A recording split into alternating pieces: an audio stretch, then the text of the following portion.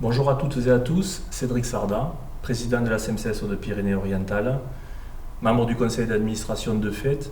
Je suis venu aujourd'hui pour vous présenter les activités sociales, leur mode de financement, leur conditionnement, le fonctionnement et les enjeux aujourd'hui sur lesquels l'ensemble du salarié du secteur de l'énergie vont devoir faire face au travers d'une baisse très importante de cette dotation, au travers plusieurs éléments de réponse que je vous donnerai dans les vidéos suivantes.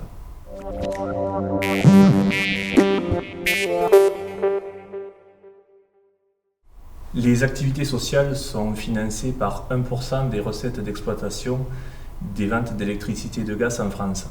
Ce sont les tutelles, les pouvoirs publics qui aujourd'hui fixent le montant de cette dotation et qui le répartissent. Charge aux employeurs aujourd'hui de le répartir au travers des deux organismes que sont la CCAS et la SEMCES via le passage en comité de coordination qui s'occupe de la clé de répartition. Les pouvoirs publics et les tutelles sont responsables de cette dotation, en sont aussi à l'ouvrage, puisque ce sont bien elles qui, à la base, définissent cette assiette sur laquelle, depuis des années, nous n'avons pas de transparence sur le volume financier dédié aux œuvres sociales.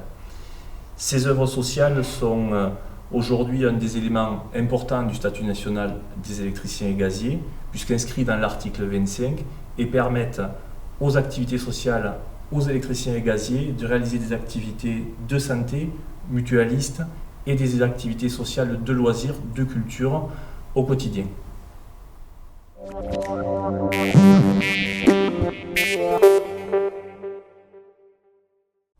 Concernant cette baisse du fonds du 1%, à ça plusieurs explications, plusieurs facteurs. En effet, si d'autorité ce sont bien les employeurs aujourd'hui qui définissent de façon opaque le montant alloué aux activités sociales, il y a également d'autres éléments. La faible consommation aujourd'hui d'énergie en France, liée notamment à la filialisation, liée aujourd'hui à un contexte économique compliqué qui astreint l'ensemble des familles, des usagers consommant de l'électricité ou du gaz pour des raisons économiques, à baisser leur consommation, donc moins de ventes aujourd'hui d'électricité et de gaz, environ 6% sur l'année 2014. Pour tout autant, les bénéfices des entreprises historiques, eux, sont en augmentation, rémunérant essentiellement la question du gros actionnariat, et donc on est bien sur une logique sur laquelle les marchés aujourd'hui ont un effet négatif sur les habitudes de consommation en termes d'énergie. Également la filialisation avec des champs entiers d'entreprises qui aujourd'hui ne financent pas toutes à ce fonds du 1%, par exemple Direct Énergie. Depuis des années, des fédérations syndicales demandent aux employeurs, aux tutelles et ont recours au niveau des ministères pour demander à avoir une transparence sur ce calcul de l'assiette afin d'avoir aujourd'hui un calcul réel de cette dotation au fonds du 1%. Aujourd'hui, il n'y a aucune lisibilité, rendant de plus en plus complexe l'exercice des montages budgétaires avec les éléments que je vous ai donnés lors de la précédente vidéo. En effet, construire des activités sans être sûr d'un budget amène les organismes à de grandes difficultés et amène un exercice assez complexe qui équivaut à faire une préparation budgétaire, travailler avec des réseaux de partenaires qui prendre des engagements avec eux et derrière ne pas avoir l'assurance d'avoir l'ensemble de la dotation. C'est bien dans le cas de figure dans lequel nous sommes pour cette année.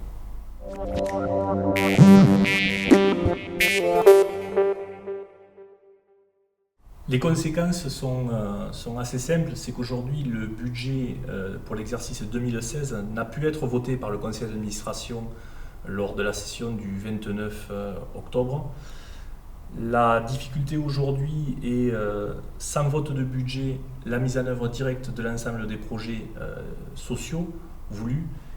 Il est important aujourd'hui de prendre en compte que cette amputation du fonds du 1% caractérise un vol manifeste du salaire socialisé, du salaire différé des électriciens gaziers.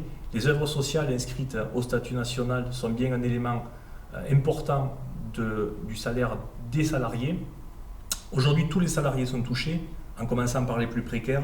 La définition des activités sociales se constitue aussi avec le champ action sanitaire et sociale, représentant pour la SEMCES de Pyrénées-Orientales plus de 50% du budget alloué aux œuvres sociales. palliant essentiellement au désengagement des gouvernements et des ministères en termes de protection sociale et de santé.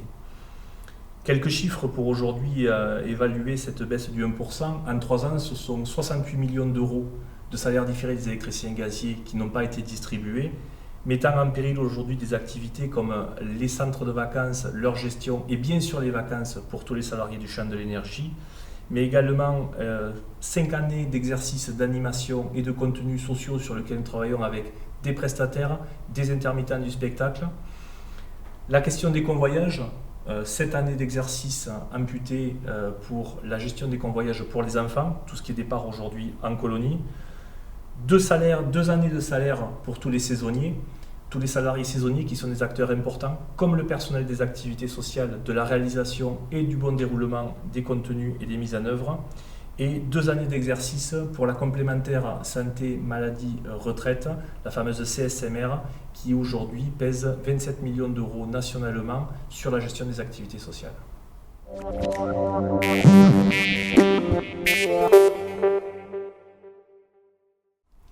L'impact aujourd'hui pour les électriciens gaziers, il est notable.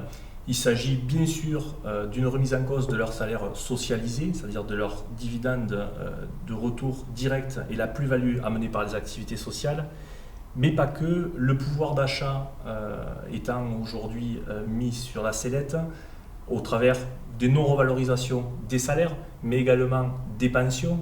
Les négociations depuis des années autour du salaire national de base, qui est la base salariale de tout électricien gazier, n'évoluant pas ou que très faiblement, étant même en deçà des questions d'évolution du coût de la vie, on assiste de plus en plus à une précarité que l'on peut lire chez les jeunes salariés avec des salaires relativement bas. Une difficulté également chez les populations de salariés retraités, avec la non-revalorisation du fonds de pension depuis des années, amenant des couches entières de salariés dans des situations de précarité. Ces situations de précarité sont aujourd'hui aidées, portées en termes de soutien économique, mais également en termes d'action sociale sur de l'aide aux aidants, sur de l'aide ménagère et différentes aides mises en place par les CNCS et la CCAS. Aujourd'hui, ce fonds du 1%, sa baisse importante, il va aussi précariser des gens qui ont déjà des difficultés. L'idée étant de bien comprendre qu'aujourd'hui, il s'agit tout simplement d'un vol du salaire des salariés sur les 2 pans, la question des renégociations du salaire national de base et la question du champ des activités sociales qui font partie de l'ADN des entreprises, mais qui sont également aujourd'hui pas que sur le volet ludique et le volet des loisirs.